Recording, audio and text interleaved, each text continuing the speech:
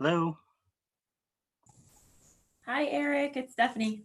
Hey, Stephanie. How are you today? Good. How are you? Good, good. So Awesome. thank you. Thank you I again for hear the you, invite. see you. So that's a good start.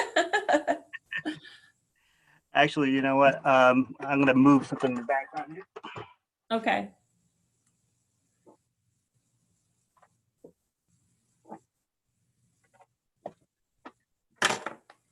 Um, so how will this flow in terms of the start? Are you introducing? Here we go. Okay. So good morning, everybody. Thank you so much for joining us. I'm Stephanie Breton, Yankee Chapter PRSA President, and we have Eric Blom with us, APR, this morning. He is the Director of External Communications and Community Relations at Hannaford Supermarkets, and it's headquartered in Maine. And they operate 184 stores in 5 Northeast states and employ more than 26,000 associates. So prior to joining Hannaford, Eric provided strategic communication services to clients at Broadreach Public Relations, a Portland, Maine agency. He also worked for many years as an award-winning assignment editor and reporter at newspapers. He has served on the National Universal Accreditation Board as a member of the Maine Public Relations Council Board and is active in the community. And he is also a recipient of the Edward Bernays Lifetime Achievement Award. So welcome, Eric. Thank you so much for being here with us today and for offering the session. And I will go ahead and turn it over to you. Thanks, Stephanie. Thank you for inviting me to do this, and also for everybody who's taken some time from their days to participate. I'm going to start off with an apology. I am not a native to Zoom. We use a different system over at Hannaford. We use Microsoft Teams. So if I have any Zoom problems, apologies in advance. I think this is also the first virtual workshop or program that I've led. Although, like everybody here, I'm sure spent a lot of time on video conferencing over these last few months. But with that, again, thanks for being here. And so I guess I would like to, acknowledge that everyone on this call, I'm sure, has learned a tremendous amount during the pandemic and had to use communications muscles that maybe are not used every single day, but we had to use all of them. And so what I'm sharing today, I'm sure many other people would have similar experiences and lessons. But I would say that while the COVID pandemic has been unprecedented, there are a lot of lessons to be learned that would apply broadly to crisis communications of almost any type and across industries as well as government agencies. I think the 5 key areas that I want to talk about in relation to the COVID response that are really applicable broadly is understanding, strategic partnership, messaging, positioning, and adaptation. But before I get into that, I think it would be helpful to maybe provide some context. And I know everyone on this call could talk similarly about how sort of their year has been upturned by the pandemic. But to understand sort of where it was at Hannaford, like most crisis situations, we didn't see it coming. In late winter, even early March, we were thinking about things like baking the official state of Maine birthday cake for the bicentennial, about the implementation of plastic shopping bag bans in a number of states.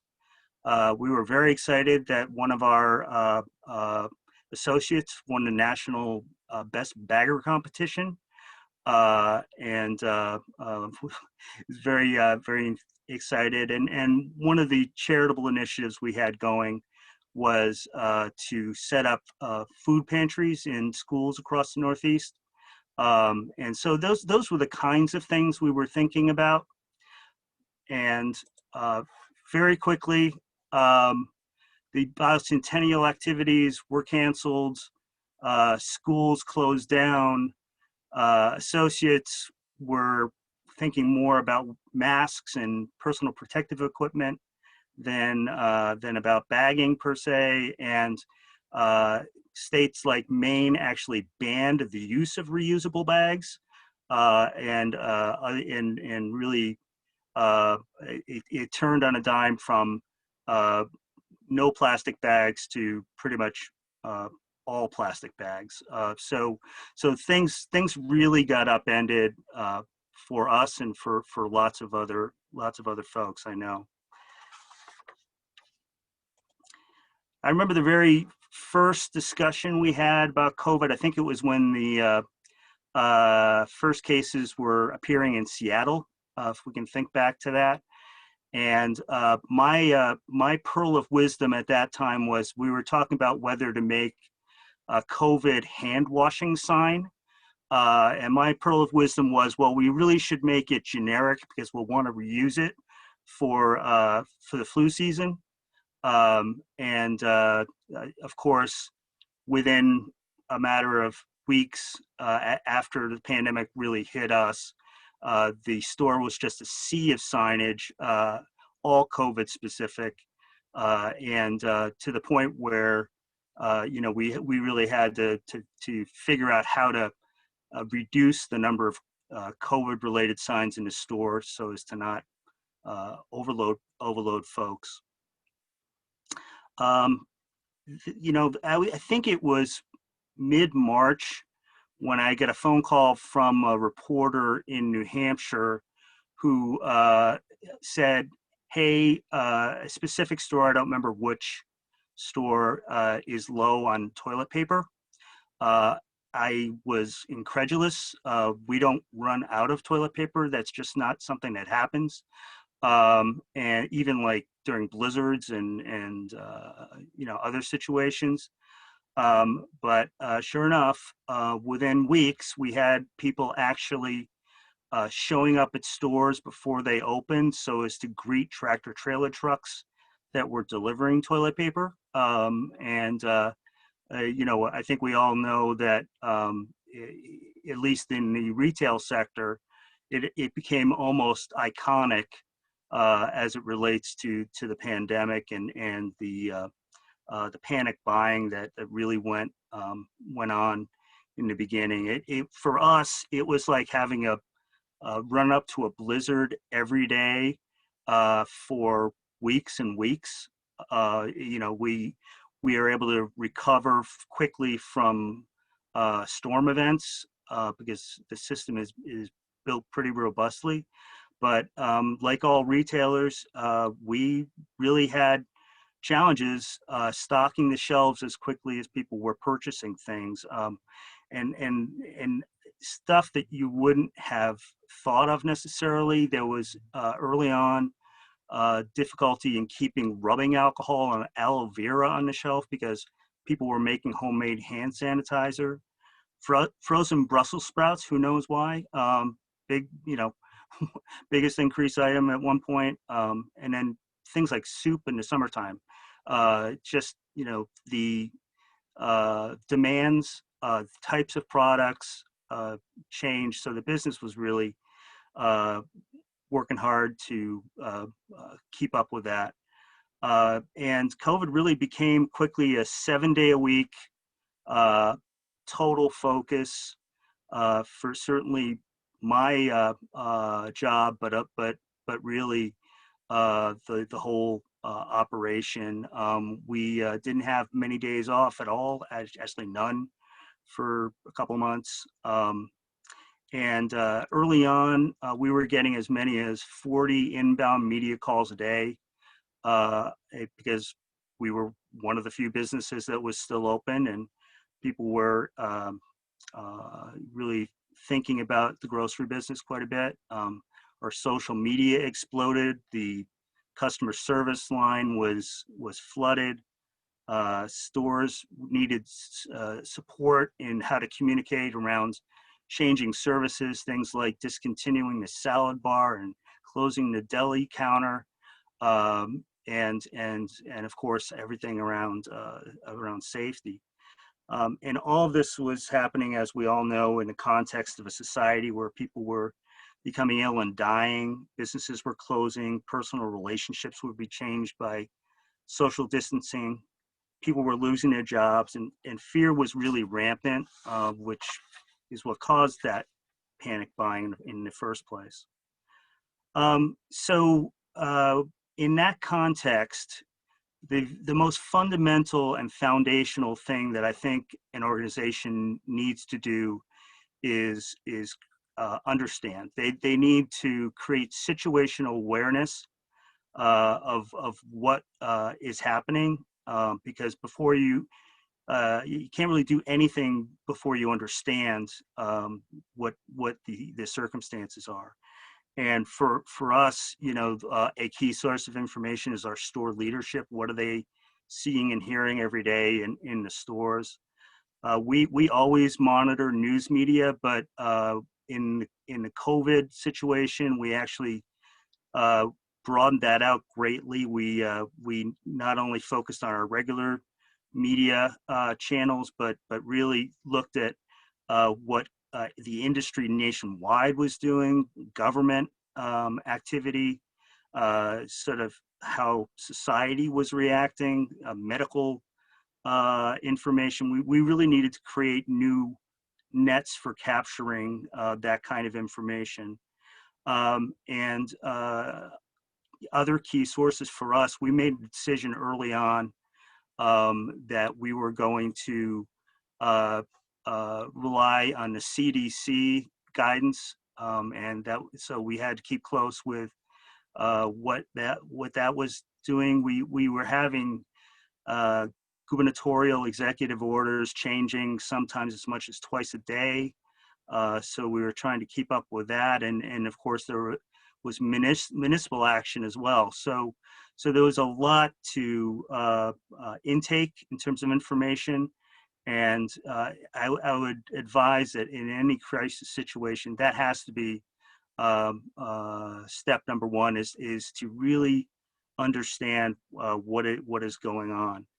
And sort of the second step of that is who needs to know that information. What you've got to do is, especially when there is a sea of information coming at people, is understand and identify roles and responsibilities. Who needs to know what, and just as importantly, who doesn't need to know, so that you can help people to not get swamped with information. The needs of someone who's working on the front end of the store is very different from government relations, different from the safety experts, different from leadership. After you figure out who needs to know, it really is important to focus on the how. We were just seeing such rapid change that initially the way we went about it was to pretty much bring everybody into meetings. So we were doing, I kid you not, probably 10 hours of meeting time a day early on. That doesn't include actually doing the work. But it was very important, especially in the early stages, to have a shared understanding among all the stakeholders in the organization of what was happening. We also used memos via email and a twice daily report out on what was happening. And one of the key learnings for us was we created something we called the knowledge base.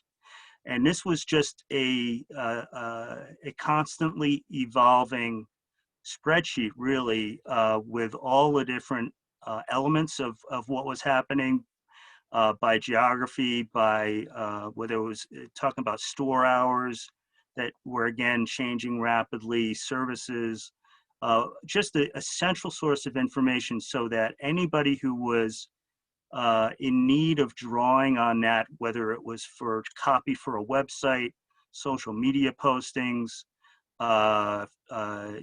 store talking points, because early on, what we were doing was we were sharing information with each other one off. So you'd be answering the same question 5 times. And so the knowledge base for us was really a key tool. The second element I think that is really important is to understand and think of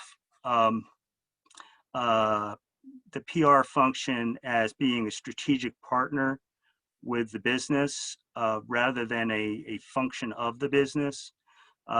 It's really our role to keep leadership apprised of what's happening in the broader world, to offer strategic counsel and advice. Whether that's talking about what the public mood is, what businesses broadly are doing and how they're responding, what the public expectations are, even things like reminding the business, hey, we better shut off our regular advertising because it's going to sure sound tone deaf if we are out there with a funny advertisement about our, saving money or something like that. It just would not be appropriate. And really, how do you integrate communications and making sure you do integrate communications into the decision-making process around the business? When the business is making decisions on policies, communications really needs to have a seat at that table. And then in terms of partnership, we really focus, and I think this is important for everyone, on internal understanding, communicating around process change, what's happening and why, in this instance around safety measures, and then also keeping the public informed, specifically in our case, customers. So we used a variety of different tools to do that. We were out there early with press events until the press stopped going places. We did open letters to our customers. We supported op-ed pieces. So really important to get out there through earned media as well as all of our owned media, website, social, email, and helping our customers understand our business during this public crisis.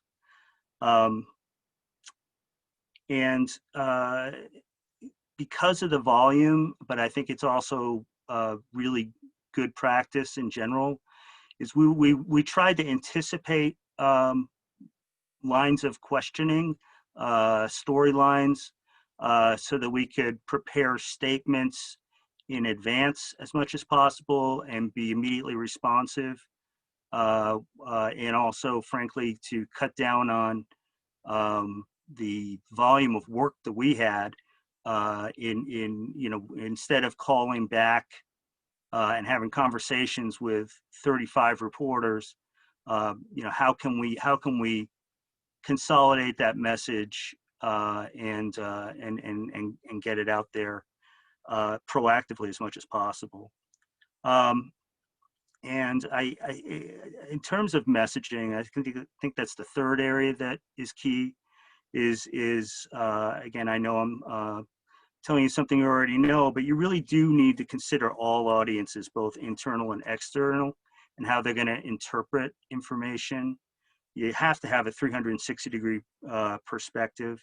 How is this message going to resonate with government officials, with customers, with associates, with health regulators.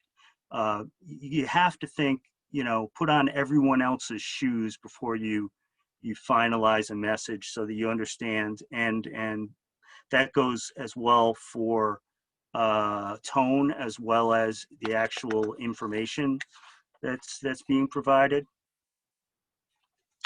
And then for I think all organizations that are in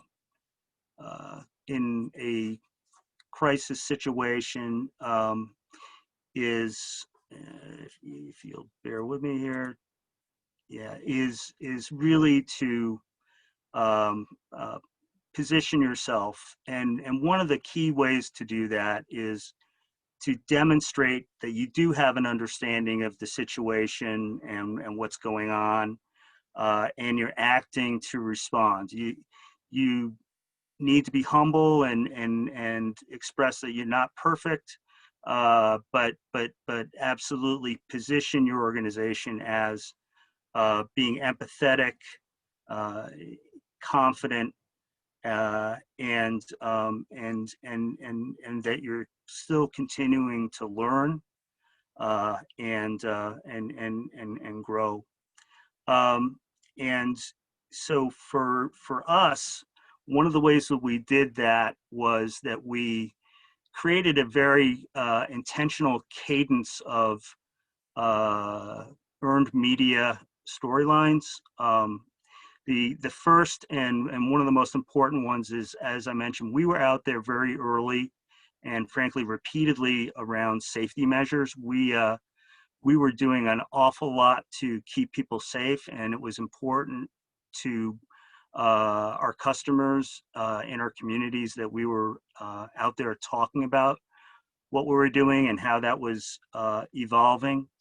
And we also highlighted things like the huge increase we had in the sourcing of local products, which again, in terms of positioning, really, I think it talked to helping the community at a time when the economy was in free fall, and that we understood that supporting local really matters now more than ever. We were out there at the time of reopening when other businesses started to reopen. We got out there with a series of interviews around lessons that we had learned as a business to try and share some of that knowledge with other businesses, and also to demonstrate that Hannaford again was trying to be helpful during these times. And we did things like talk about how we were hiring and still are hiring in large numbers to support the business in the many new things we were doing, and keeping up with the demand when restaurants and food service closed down. So we were out there talking about again, one of the few sort of economic bright spots in a really challenging economic time. The other part of positioning was really demonstrating care in terms of charitable giving. We've made about $1.3 million in additional COVID-related donations, and more on the horizon since the pandemic started. We've intentionally pulsed that out in a cadence, both because it really has helped us to make the right investments rather than throwing it all out there at once, by seeing how things have evolved and how the needs have evolved. but also in terms of brand positioning. It demonstrates that we're not parachuting into this or in any way trying to capitalize on the situation, but rather that we're on a regular basis making donations to help those who are struggling. And so we initially came out with a $250,000 donation to food banks, which had their operating models along with the pantries just completely shattered, really. And there was just a huge need, still is, but especially back then, a huge need in terms of hunger relief. We came back a little while later with $300,000, and this time we gave it to both food banks, but also recognizing that that it was important to meet the needs of homeless people when they didn't have any home to shelter within. So we divided that 300 between those two charitable ways. We gave $250,000 to support local family farms, many of which had been really hurt by the disruption caused in the closing of food service. So we made $250,000 in donations to small farms. We've given another $250,000 to support families in need. We activated that through the community action programs across our footprint.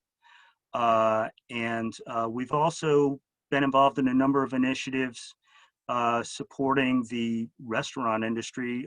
They're actually a sector that competes with us, but we understand how important they are to our economies, to the vitality of our communities.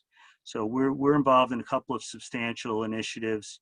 One that we just launched today is an expansion of a program called Cooking for Community that pays restaurants to cook meals prepared with local food and donated to those at risk of going hungry.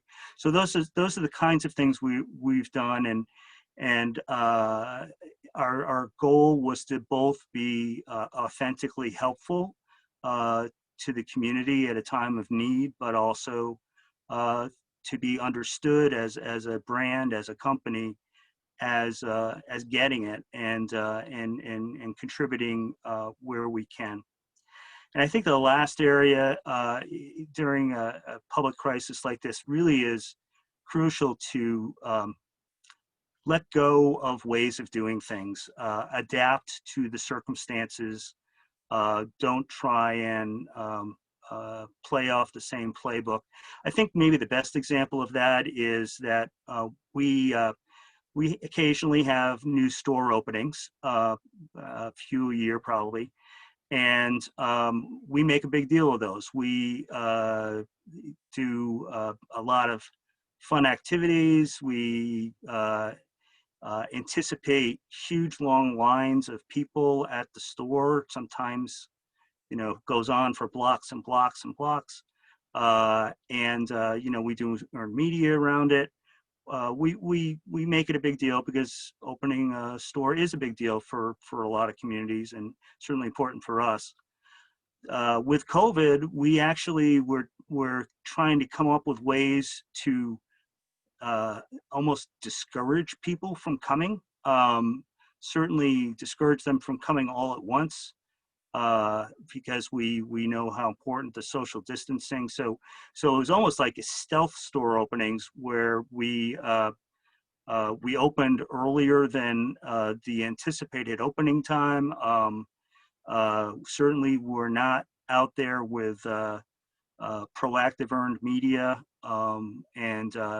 we were much more concerned about having hand sanitizer for customers than what was in the goodie bag that we might be giving out to the first 1,000 people like we typically would. So I think, you know, adaptation is really crucial. I actually put this slide in because that was the other fear we had is when you open a store that is perfectly stocked with everything, that was our other fear, was that because there were shortages of certain products at every other store in the Northeast, that everyone would come. And we did actually have people driving from other states to get to the store, looking for that elusive hand sanitizer or whatever else that they were looking at. So I guess in conclusion, if I've learned anything over my career, is that crises always end. There is light at the end of the tunnel. We don't know exactly when this pandemic will become less central to our lives, but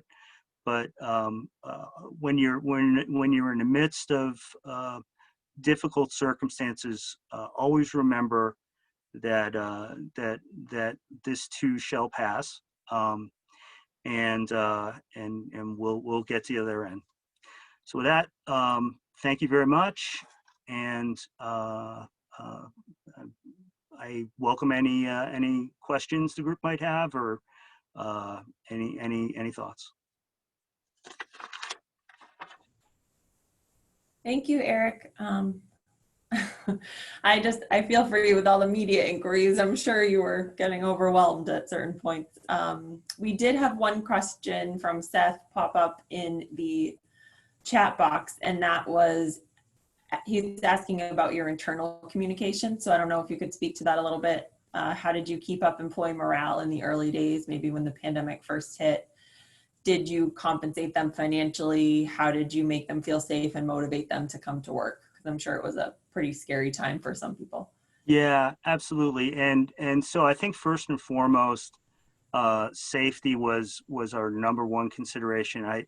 If you're doing the right things and trying to do the right things, that really goes a long way toward associate morale, people see what you're doing. So first and foremost, you got to make smart and careful decisions. We have an internal communications department that there was very robust communications going out on a daily basis, but also in a more comprehensive kind of way, whether that's through our intranet, through what we call cascade down to associates at the store. And it really was important to be just as we were being externally, be transparent about what we knew, what we didn't know, what was happening, where we thought things were going. We did absolutely compensate associates with appreciation pay, but I think the thing that is valued more than any was that we were very careful with people's health, and frankly understanding and appreciative of just how difficult the job was. The public early on, especially, but even to this day, is everyone's lives have been upended. So there was a lot of tension just among the public, and our folks responded heroically. Just, can't say enough good things about our retail associates. Thank you. I have to say that I've been using Hannaford to go because I have a young baby and I don't want to take him to the store. So I just cannot thank the associates enough. I think it's a fantastic service. They're always very courteous and friendly. And so I think it really speaks to, the company culture. So I just wanted to kind of throw that in there. But all right, we do have a couple more questions, so I'll just keep reading them to you, Eric. How did you handle the huge influx of media inquiries you received? And perhaps more importantly, with so many stores and associates, how do you keep your messages consistent across the board? I'll tell you what. So in terms of the volume, I'm not sure how we kept up. It was really intense. I think what I alluded to in terms of standardization as much as possible, rather than uh, maybe getting into all the nuances with reporters. If you just don't have the time, literally, then you got to tell them what the most important stuff is. You know, answer their basic question, and you know, to the extent you can be helpful in the nice to have category, great. But really, if you can come up with a statement, this is our statement on X. It goes a long way to making you more efficient. Um, and I will say that for us, it was extremely hard on the messaging side to have entire consistency across the footprint. It especially came to life in social media. And that is because we were operating in 5 states, each of which had their own laws that were different from one another. So how do you answer questions that may have different answers in different geographies? So we were pretty careful about the words we used so as it wouldn't be misunderstood by someone somewhere else. Um, uh, but uh, but but I think, you know, almost sometimes you got to go to, you know, what is the most we can say that would be accurate across the geography, or how can you know, put in some language that would say in most locations, or whatever. Um, but um, but yeah, that was a real challenge. Kind of related to that, oh, I will just say that Clark Dumont wanted to point out that a recent UMass Lowell poll gives Hannaford an 82% favorability rating. So I think that's great, higher than others in the sector. So that's a good nod to you. So Nancy wants to know, kind of going along with that message you just talked about with the different states and the challenges, what was your discussion around requiring masks? Was it different in different states? Because we've seen some large real retailers, opted to have security at the door. Did you consider that, and what was the conclusion, and how did you handle the media inquiries to that? Yeah, so masks are interesting. When this whole thing started, the CDC guidance was not to advise masks. Mhm. So we leaned, you know, as I mentioned, we leaned heavily into the CDC.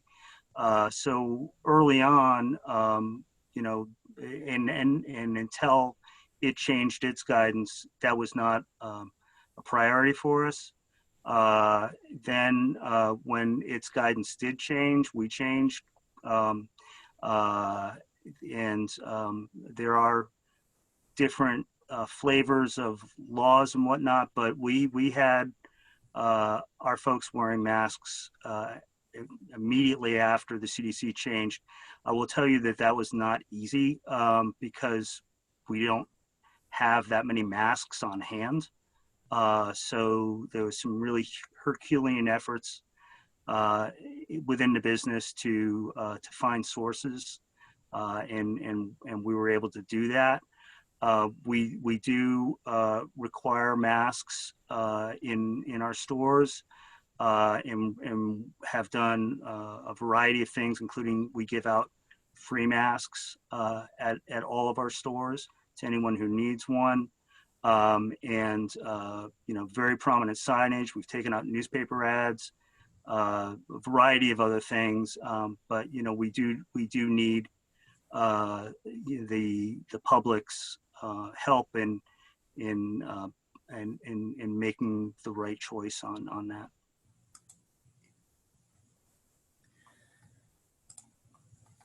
So we have another question here that is back to the looking at the internal piece a little bit, but what new behaviors were put into place that may be kept long term? Was the triggering event of the pandemic an opportunity to achieve change that Hannaford may have been wanting but unable to move employees toward till an event like this? And that question's from Stacy Smith. Oh, that's a good question. If you let me pause for a second to think about it.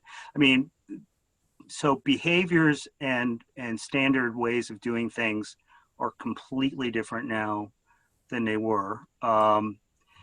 And I'm trying, you know, I do think that some of that will continue for forever. Once we, as a society, get a handle on COVID-19, you know, I think we've all learned that infectious diseases are something that needs to, you know, always be in our thinking, even when hopefully sooner rather than later we get a vaccine. So I think that is certainly the case.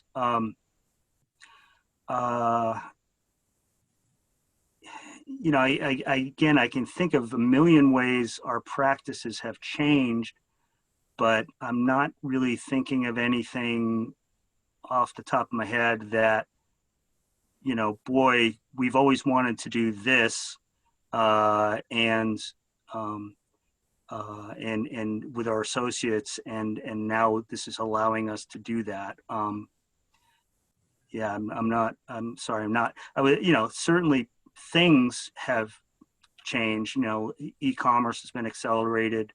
You know, the business has changed in ways that are going to be long lasting. But I maybe because I'm not so much on the internal side of the house, I'm not thinking of ways that behaviors have changed. Sorry. No, that's okay. We wanted to ask you. I know you're mostly external, but I know obviously you're involved in the internal as well, being an employee and such. So that was all the chat questions, but does anybody else want to jump in with any questions and ask Eric? Hi, this is Stacy again. I'll be annoying and ask another question. I'm really curious. I'll be really curious about what both externally, what preparation have you done for people who want to come through the store without, you know, to cause trouble, knowing they're walking in, they won't put on a mask, they won't do what you've asked. What have you done to train staff to deal with them, and what have you prepared for with the media and others to deal with that? Yeah, well, we see about 2 million customers a week, and so we do a lot of training around how to de-escalate situations, how to manage behavior in a way that keeps people safe. I will tell you that that it's often an experienced retail leader that is having to make decisions on the spot and using their experience and judgment. And so there's really not a one size fits all answer, but you know, they work hard to make sure it works for everybody every day.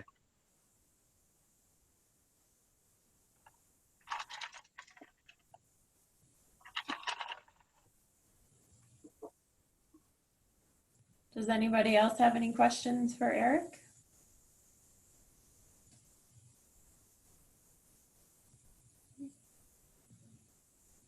Actually, Eric, I have one more question. Sure. If I could just jump in and ask you, and I don't know how much you can talk to this, but I was talking to one of my coworkers this morning, and we were talking about the whole shopping business now, how people are using something like Instacart, or, you know, having people shop for them per se, which I know was a big pandemic push. But has that had forced you to change how you do anything at all within the stores or anything that you could speak to? Yeah, I mean, absolutely. I mentioned that, and it's not particular to Hannaford. It's definitely accelerated e-commerce. Most of our stores, almost all of our stores, but not all of them, have Instacart available, and so you can get home delivery in those locations. And we continue to open curbside pickup, Hannaford to go. People's shopping behavior has changed dramatically. We are seeing many fewer trips to the grocery store, and much larger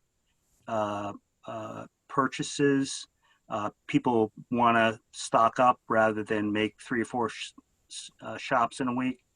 And so we've had to make our business has dramatically been changed by things like closing down the salad bar and making ready to eat salads instead that people can grab and go.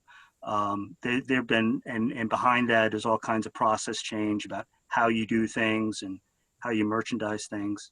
So it's really been an enormous change. Yeah. I'm sure it's probably ongoing too, as we kind of see like what's going to happen post-pandemic. How are people going to return to some sort of normal shopping at some point or not? I think it's kind of probably still up in the air a little bit for everybody. But we just have one more comment from Jessica Donahue, and she said, "Major thank you to Eric from Good Shepherd Food Bank of Maine. We wouldn't be able to do it without Hannaford's support." So I just wanted to make sure you saw that. Thank you. That's nice of you. And then I think that's the end of the questions, unless anybody else wants to jump in. Please don't feel shy, but that's the only questions from the chat. And thank you, Stacy, for an additional question. So everyone is saying thank you. And I just want to thank you on behalf of the Yankee chapter for offering this session with us today. And I will just also point out for anybody that jumped in, if you got on a little bit late, we did record the session. So we will put it on our PRSA Yankee chapter YouTube channel so that if you need to catch up on the beginning, it's no problem at all. So. Okay. Well, thank you everyone for your time. I appreciate it. No, everybody's busy. Yeah. Thank you so much. Thank you. Take care. Everyone, take care, everybody. Have a great day. Bye-bye. Bye.